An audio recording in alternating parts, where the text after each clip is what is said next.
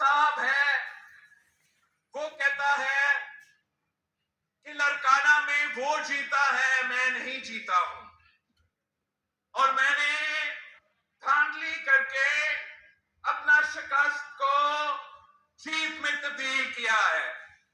अब कोई उस साहब से पूछे कि कौन सा पोलिंग स्टेशन पे आपका शिकायत है। इलेक्शन के दौरान पाकिस्तान पीपल्स पार्टी ने इलेक्शन कमीशन को इन राइटिंग अपने शिकायत भेजे। कोई और सियासी जमात जो हमारे मुकाबला कर रहे थे उनका कोई शिकायत नहीं था। इन्होंने इलेक्शन डे पे शिकायत नहीं की, इलेक्शन मुकम्मल होने पे शिकायत नहीं की। 3-4 दिन बाद इनको याद आता है कि धांधली हुआ है। ये किस किस्म का मजाक है। जिस साहब का मैं जिक्र कर रहा हूं उसका वालिद साहब को शहीद मोहतरमा बेनजीर भुट्टो शिकस्त दिलवाती थी। मैंने अब दो दफा शिकस्त दिलवाए हैं, लाख से ज्यादा लीड है। ये किस किस्म का मजाक है। एक तरफ अपने आप को मौलाना कहते हैं, अपने आप को मौलाना कह के फिर इतना ढिठाई से झूठ बोलना मजाक है। दूसरा पीर साहब है। अब ये पीर साहब कह रहा है कि धांधली हुआ। आप मुझे बताएं कहां धांधली हुआ पीर साहब। मैं तो आपका इज्जत करता हूं, एहतराम करता हूं, मगर हकायक ये है कि आपको हमने अब 2-3 बार शिकस्त दिलवाया है। इससे पहले आपका वालिद को मेरा वालिद और वालिदा शिकस्त दिलवाते थे। आप बताएं एक इलेक्शन का नाम लो जो सूबा सिंध में ये पीर जो है, एक इलेक्शन का नाम लो जो ये जीते हैं। 2002 से शुरू करते हैं। 2002 में पाकिस्तान पीपल्स पार्टी जीती। मुशर्रफ का दौर था, आमर बैठा हुआ था, उसके बावजूद आप जीते। फिर इन्होंने जोर जबरदस्ती आपको हुकूमत नहीं बनाने दी। 2008 में इनके लिए धांधली किया गया। उनको धांधली के जरिए सीट दिलवाएंगे, मगर फिर भी आप जीते। 2013 में इनको लॉन्च किया गया, तब भी उन्होंने पूरा कोशिश की धांधली करने का, वो ना कर सके, वो हारे। 2018 किसी को याद है कि 2018 में किस तरीके से उनको मदद करने की कोशिश किया गया।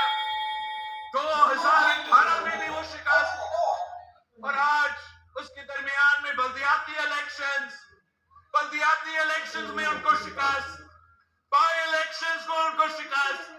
इलेक्शन के दौरान वो कैंपेन करने नहीं निकले, फिर भी उनको शिकस्त।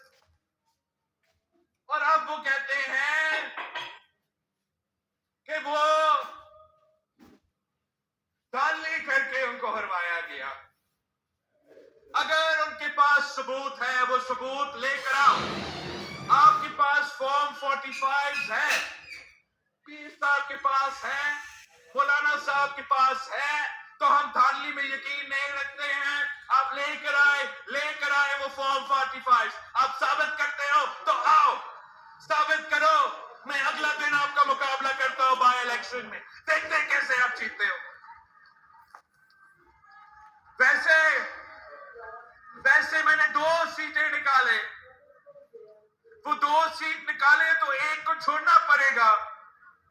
जब एक छोड़ता हूं, 6 महीनों बाद बाय इलेक्शन होगा, तो मैं जो शिकायत कर रहे हैं, चाहे वो पीर साहब हो या मौलाना साहब हो, कि एक सीट तो मैं छोड़ रहा हूं ना। तो आए फिर वो छोड़ा हुआ सीट पे मुकाबला करते हैं, देखते हैं कि आपका औकात क्या है।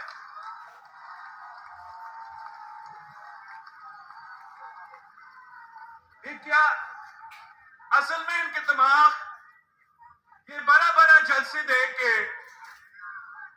समझते हैं कि इलेक्शन जीत सकते हैं। कोई उनको समझाए कि इलेक्शन करना, इलेक्शन जीतना और जलसा करवाने में बहुत बड़ा फर्क है भाई, बहुत बड़ा फर्क है। एक तो इन जलसे में सबसे ज्यादा इनके जलसे में मदरसा के जो बच्चे हैं वो पहुंचते हैं। तो मदरसे के बच्चे देख के वो समझते हैं कि वो पूरा सिंध को फतह कर देंगे, वो पूरा पाकिस्तान को फतह कर देंगे। इलेक्शन डे जब आता है उनको फिर अंदाजा होता है कि इन बच्चों के पास तो वोट ही नहीं है। दूसरी तरफ जो पीर साहब है, जो नस्लों से हमें इलेक्शंस हार रहे हैं, वो भी कभी कभार दीदार करवाता है तो उनके मुरीदे निकलते तो जरूर है, और वो भी इस गलतफहमी में होते हैं कि मेरे इतने सारे मुरीद हैं कि ऐसे ही मैं इलेक्शन जीत जाऊंगा। वही बात कि ये बात तो वो भूल जाते हैं। कल भी अगर पीर साहब उस जलसा में ना पीर जो ना मीर जो का नारा लगा देते हैं, लगाता जरा, तो वोट सिर्फ तीर जो, वोट में नजीर जो का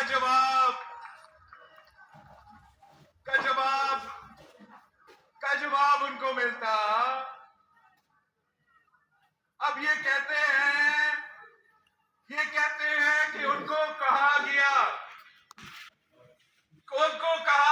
कि पीपी से इत्तेहाद करो।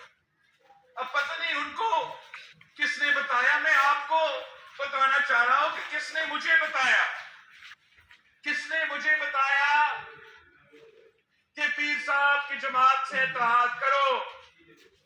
पीर साहब का अपना भाई सदरुद्दीन शाह साहब ने मुझे कहा, खान साहब वजीर आजम था, मैं किसी के घर गया था उनका इयादत करना, वहां ये पीर साहब का भाई मौजूद था और वो कहता है मुझे कि हम तो अभी आपके खिलाफ हो, एंड में आपके साथ हो जाएंगे।